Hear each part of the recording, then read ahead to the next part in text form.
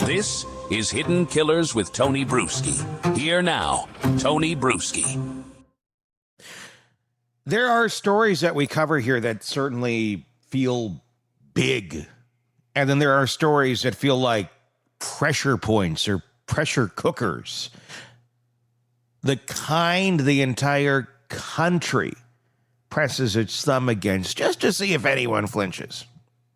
The Epstein Files fall squarely into the second category, not because we don't already know parts of the story, not because Epstein hasn't been a fixture in the public consciousness for well over a decade, but because for the first time the public isn't getting the sanitized press release version or the carefully curated court exhibit or the redacted summary of unimaginable crimes.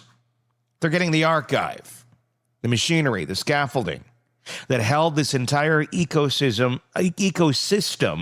upright for years. And when you show people the scaffolding, the whole structure, it looks different. That's what's coming.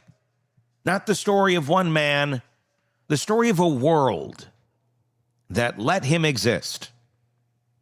Because when these files drop, the first thing people will feel is overwhelm. That isn't a neat lineative or linear narrative.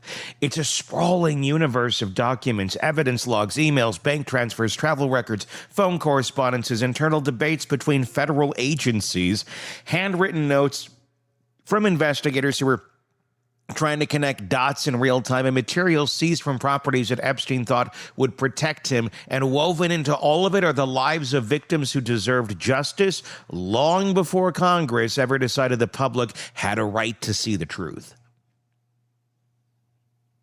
It ain't just a list. It's far, far, far more than a list.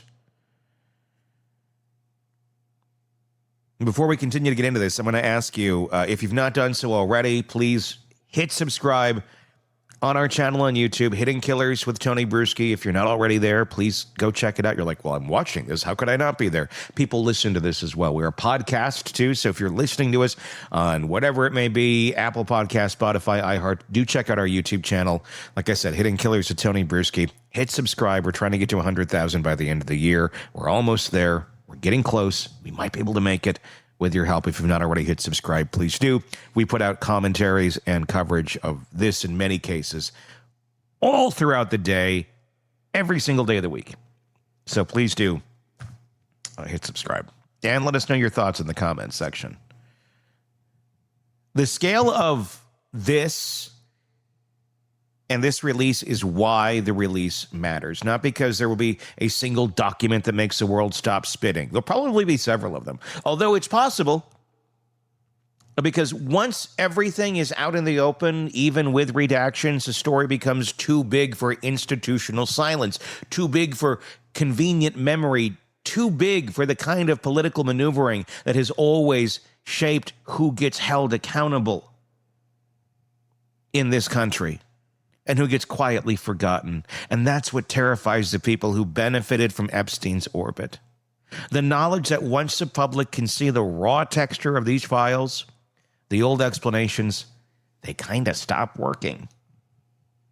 So let's walk through the reality of what's inside and what this moment is actually going to look like. For starters, these aren't just Epstein documents. They are documents from multiple investigations spanning multiple decades and multiple agencies that never collaborated as much as the public assumes. You'll see evidence from the 2005 Palm Beach inquiry that local law enforcement tried to pressure more aggressively than anyone expected. You'll see traces of the 2008 Sweetheart deal that still remains one of the most baffling prosecutorial decisions in modern history. You'll see federal communications from 2019 that were written under the right of embarrassment, the right of knowing Epstein's victims have been right all along. And you'll see the quieter years, the ones that exist in emails and calendars and receipts where Epstein was already a registered S offender, but still somehow moving around the world like a man who never actually faced consequences. Those quiet years are the center of gravity in this release, because for every moment Epstein's name appeared in a headline, there were years where he operated in sanitized silence. Years where he was hosting dinners with Nobel Prize winners and hedge fund giants. Years where universities accepted his donations, where scientists took his meetings, where politicians visited his homes, where his planes carried the kinds of passengers who now swear they had no idea who they were sitting next to. You can't understand Epstein without understanding that part. The part where his post-conviction life looked like a man who had simply taken a public relations hit and moved on. The files will show you how that version of Epstein worked, not through sensational photos or explosive revelations, although those might appear, but through the mundane details, the casual email, the dinner invitation, the calendar entry, the handwritten note referring and referencing a meeting that by itself looks innocent, but in the context of everything else raises questions about why anyone was still doing business with this man at all. You'll see patterns that no journalist, no survivor, no investigator had access to in full before now. Patterns of relationships that only make sense when you see the scale of his network laid out in its entirety. And let's talk about that network, not the tabloid version, the real one. People who interacted with Epstein fall into several distinct groups, and these files will make that painfully clear. You'll see opportunists, the ones who liked being adjacent to wealth, to connection, to possibility. They weren't necessarily breaking the law. They were just drawn to the glow of someone who made them feel important. Money is seductive. Access is seductive. Epstein knew that better than anyone. Then there were the legitimizers, high-profile academics, scientists, philanthropists, and business leaders who believed they could be the ones to rehabilitate Epstein's image after the 2008 conviction. These individuals will appear frequently in correspondence, often discussing funding, research, partnerships, sometimes in ways that will make the public question why they were so willing to overlook his past. But again, it won't necessarily prove criminal involvement. What it will prove is complicity. Not legal complicity, social complicity, which in some ways is even more revealing. Then there were the beneficiaries, people who received favors from Epstein, money from Epstein, introductions from Epstein, people who accepted gifts, grants, or connections that carried strings they refused to acknowledge. Some of them knew exactly what Epstein was. Others convinced themselves they didn't. These files will reveal how often he used his resources to bind people to him, to create a network that made him useful even when he should have been radioactive. And finally, there were the protectors, the individuals and institutions who, through negligence or intention, helped maintain the bubble Epstein operated in. That includes law enforcement officials who downplayed allegations, prosecutors who crafted unusual, lenient agreements, and institutions that continued to open doors for him long after they should have been closed. These moments will be visible not because anyone wrote, "Let's protect Epstein" in an email. They won't. It'll be visible because when you see the full timeline, the choices stop looking like coincidence and they start looking like a very suspicious pattern. And that's what makes these so explosive. Not the shock factor, not the names that make headlines, but the pattern that emerges when you put everything together. Because suddenly the story stops being about whether Epstein acted alone. He didn't. It becomes a story about how systems fail when they're incentivized to, how predators thrive in the shadows created by money, influence, and institutional fear, how someone like Epstein became possible in the first place. So what about the material itself? What will we actually see? Well, We'll likely get thousands of pages of internal memos, summaries of victim interviews, investigative reports, search warrant returns, inventory logs describing the digital media seized from Epstein's properties, financial ledgers, travel records, visitor logs, flight manifests, and a massive collection of correspondence between Epstein and dozens of individuals across politics, academia, finance, science, technology, entertainment, and philanthropy. Some of those names will mean everything. Some will mean nothing at all. Some will be familiar. Some will be obscure. The challenge for the public and the media will be understanding the context. A name in a spreadsheet is not guilt. A name in an email chain is not guilt. A name in a flight log doesn't necessarily mean someone did anything wrong. But a pattern of names across years, across continents, across meetings that make no sense for someone with Epstein's criminal history, that's where the context matters. And those files will provide context and contextualize people who were in that orbit, who we've been waiting a long time to see come to light. But here's the part no one is prepared for. The files won't just show what Epstein did. They'll show what he didn't have to do. Because the most damaging parts of this story are the places where the system simply laid down for him.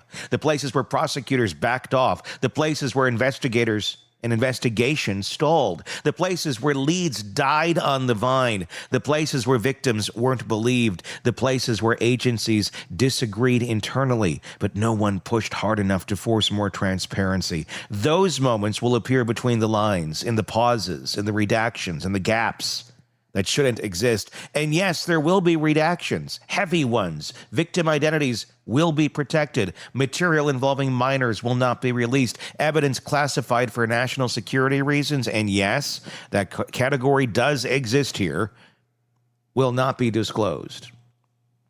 We can go into the argument of the honesty of that, well, it's how coincidental you're suddenly reopening an investigation you had closed right when Congress says, show us your work.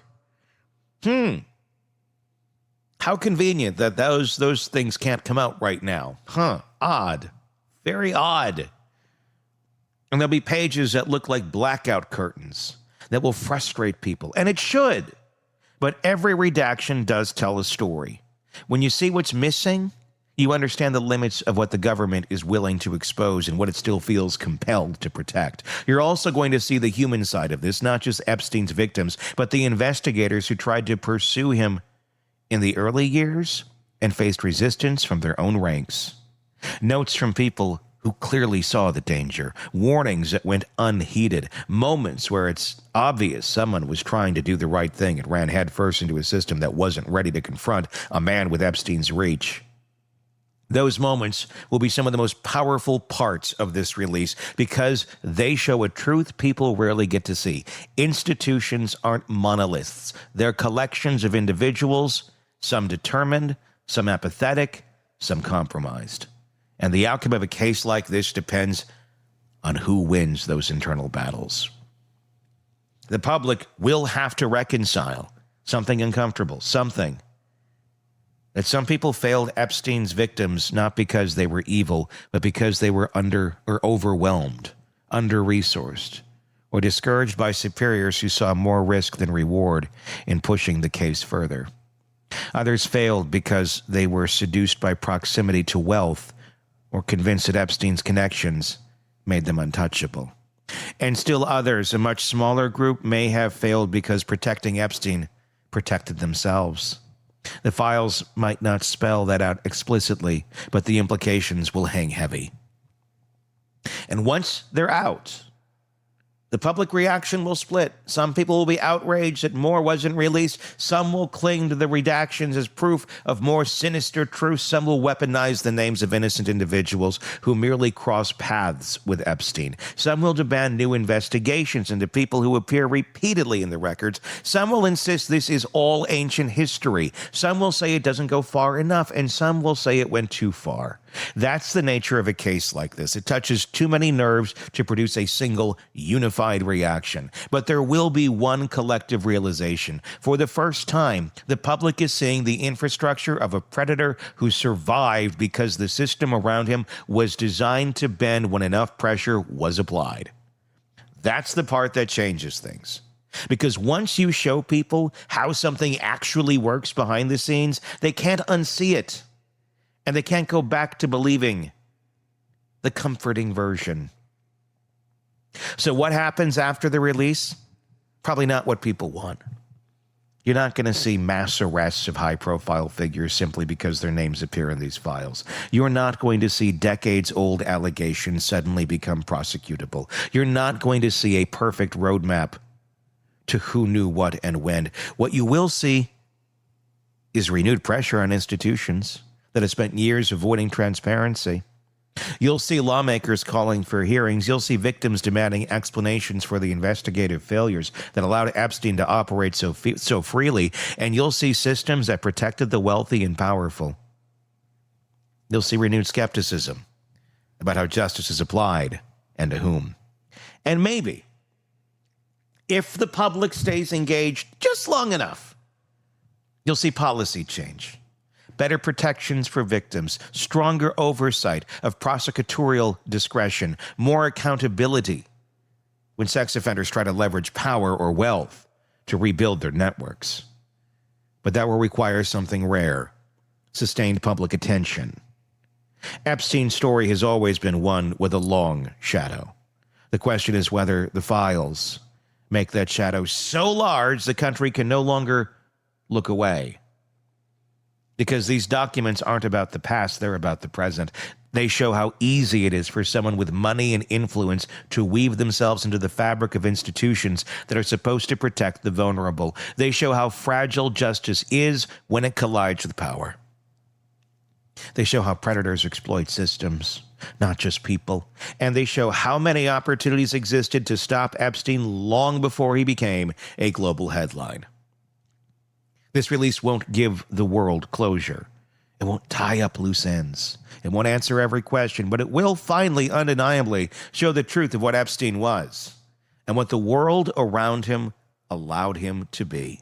And that, more than anything, is why this moment matters. Give me your thoughts in the comments section on YouTube. If you're not already there, if you're listening to us on a podcast platform, please do hit subscribe there, but give us your thoughts on our YouTube channel. Just search Hidden Killers with Tony Brueski on YouTube and you will find us. While you're there, please hit subscribe. We're trying to get to 100,000 subscribers by the end of the year. We are getting close, but we do need your help. So if you like the content, you enjoy taking this stuff in every single day, thank you for that.